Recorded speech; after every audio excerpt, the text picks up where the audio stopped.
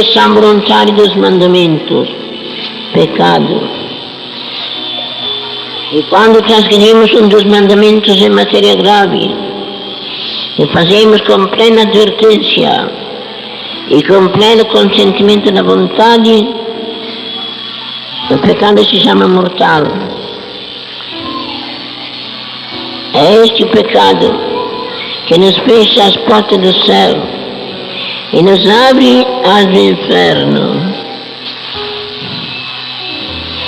Procuremos evitá-lo. Há pecados mortais que se cometem raramente. Pelo contrário, há um pecado que com toda facilidade se comete e que é sempre grave. Pecado da impureza, da desonestidade. Digo que é um pecado este que facilmente se comete, porque em toda parte somos atrativos para este pecado. E o que é ainda pior, trazemos conosco a matéria para fomentar essa paixão perversa. É a nossa carne rebelde. Cuidado, meus irmãos. Lembramos de que o nosso corpo é templo de Deus, membros do corpo místico de Jesus Cristo. Guardemos-nos, pois, de profanar consciência indigna, com prazeres ilícitos, porque quem não profanar, diz o apóstolo São Paulo, será destruído por Deus. Os casados guardem inviolável fidelidade às suas mulheres, guardem inviolável fidelidade entre si, respeitem a santidade do matrimônio e aceitem família, se Deus quiser enviá-la. Os solteiros, os rapazes, as moças, sejam puros, castos até o casamento. Puros, castos até o casamento. E também, casamento que une diante de Deus para os cristãos é o casamento religioso. Visto que Jesus elevou o próprio contrato matrimonial à dignidade de sacramento. Um sacramento está sujeito à igreja. A igreja é a depositária da religião de Nosso Senhor. Os sacramentos exigidos por Nosso Senhor. Se está sujeito à igreja, ela tem direito de promulgar leis que regulem a validade do contrato matrimonial. De modo que se um cristão se casar, sem observar essa lei da igreja, não está casado diante de Deus. Um cristão, um católico, contrata-se somente um civil com uma mulher. Perante o governo está casado, mas perante Deus ainda não está casado. Com isto eu não quero dizer que não deveis fazer o contrato civil. Não, senhores, deveis fazê-lo, para assegurar-lhes a vós mesmos e aos filhos a proteção das leis. Digo-vos somente que se acreditardes na doutrina da igreja, que é a doutrina do próprio Jesus Cristo, não vos podeis contentar com o contrato civil. Deveis fazer casamento religioso e contrato civil. Está casamento religioso com feito civil, mas só o contrato civil, não, senhor. Se pois houvesse entre vós pessoas contratadas somente no civil, demasiadas, ouçam a voz do missionário e venham ajustar esse casamento. Vigários de uma freguesia não somente pode ajustar casamentos de 6 paroquianos em tempo de missão, mas pode fazê-lo em qualquer tempo. E vós rapazes, vós moças, que desejais abraçar o estado matrimonial, seguei meu conselho. Quando tiver chegado o dia da vossa união, antes de tudo, como cristãos, como católicos, procurai o vosso vigário fazer casamento religioso conforme as leis da igreja. Depois, como cidadãos, como brasileiros, procurai também o magistrado civil para fazer esse vosso contrato conforme as leis do país. Ou então, conforme decidiu a conferência de todos os bispos do Brasil, fazer antes de tudo o contrato civil, depois do contrato continuar como noivo. O rapaz na casa dos pais dele. E a moça está na casa dos pais dela. Para unir em vida comum quando fizer esse casamento religioso.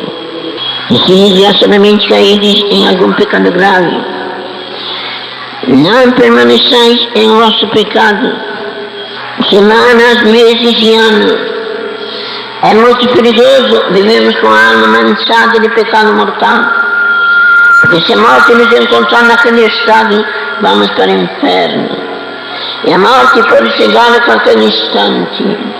Ninguém tem direito de dizer: amanhã ainda serei com vida. Ninguém. Pois todos estamos sob o império da morte. E ela pode arrebatar nossa vida a qualquer momento. E aí de nós, se nos encontrar com a alma manchada de pecado grave, estamos perdidos e perdidos para sempre. Tendo, pois, cometido algum pecado grave, rejeitai-o logo de vós, rezando um ato de contrição. E acostumai-vos também a repetir o ato de contrição todas as noites, antes de deitar-vos ajoelhados, e pedir perdão a Deus dos pecados cometidos durante o dia, dos pecados cometidos durante todos os dias de vossa vida. E visto que devemos cuidar não somente da nossa salvação, mas também da salvação do nosso próximo, assistindo algum moribundo, ajudai a ter uma boa morte, rezando com ele um ato de contrição. A única preocupação dos fiéis, quando assistem algum moribundo, é botar na sua mão uma vela acesa.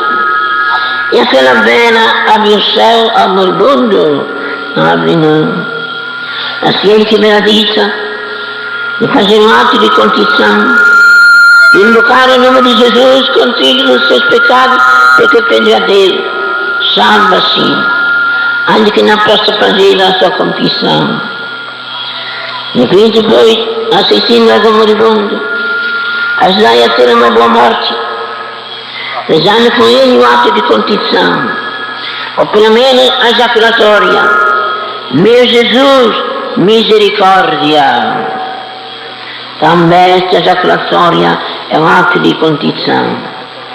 Basta que azemos contritos dos nossos pecados, porque ofendemos a Jesus, o Filho do Eterno Pai, que se fez homem para nos salvar, que morreu na cruz para nos salvar. E tendo ao mesmo tempo forte e firme de nunca mais pecar, é um ato de contrição que fazemos.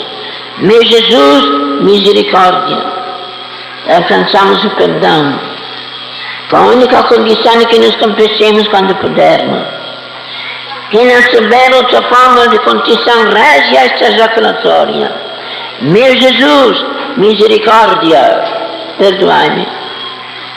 Quer dizer, eu mereço todos os castigos e o próprio inferno por causa dos meus pecados, mas confiando em vós, ó Senhor, na vossa bondade, na vossa misericórdia, espero o perdão e o paraíso. Meu Jesus, misericórdia. Confessai-vos. É a exortação que vos dirijo. Acabo de dizer que pelo ato de contrição alcançamos perdão também dos pecados graves. Mas acrescentei, com a condição de que nos confessemos quando pudermos. Porque Jesus assim estabeleceu, quando disse aos discípulos e neles a todos os sacerdotes: como o Pai me enviou a mim, assim eu também vos envio a vós. Recebei o Espírito Santo. Aqueles a quem perdoar os seus pecados, serão perdoados. Aqueles a quem os retiverdes, serão retidos. Como vedes, ele aqui declara que perdoa ou não perdoa, conforme perdoarem ou não perdoarem os seus ministros.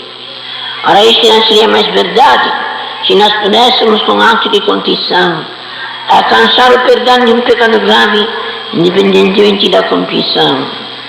Pois, nesse caso, Jesus perdoaria ainda que não perdoem os seus ministros. E assim estariam contradição consigo mesmo. Mas Deus não pode se contradizer. Pelo que eu dizer que o ato de contrição nos justifica assim diante de Deus, mas com a condição de que nos confessemos quando pudermos. Por isso confessai-vos, meus irmãos. Há cristãos que só se confessam quando no lugar se pega a Santa Missão ou quando vão se casar. Vós não sejais deste número. Pelo contrário, como filhos obedientes da Igreja, todos os anos faziam-me confessar os vossos pecados aos pés de um sacerdote, e com a confissão também vos recomendo a Santa Comunhão. A Santa Comunhão é necessária para conservarmos em nós a vida da graça, a vida divina, recebendo o batismo, Deus impõe nossas almas a graça santificante, pela qual nos tornamos seus filhos adotivos e começamos a viver da sua própria vida. Esta vida divina se pode perder, e de fato se perde, cometendo o pecado mortal. É por isso que o pecado grave se chama mortal, porque dá morte à nossa alma, privando-a da graça de Deus. Como é que podemos conservar em nós esta vida divina? Comendo, visto que a vida inteira se conserva comendo, e o alimento adaptado para isto é Jesus, presente na hóstia consagrada. Ele mesmo nos diz: como aquele Pai que vive me enviou, eu vivo pelo Pai. Assim quem come a mim, vive por mim.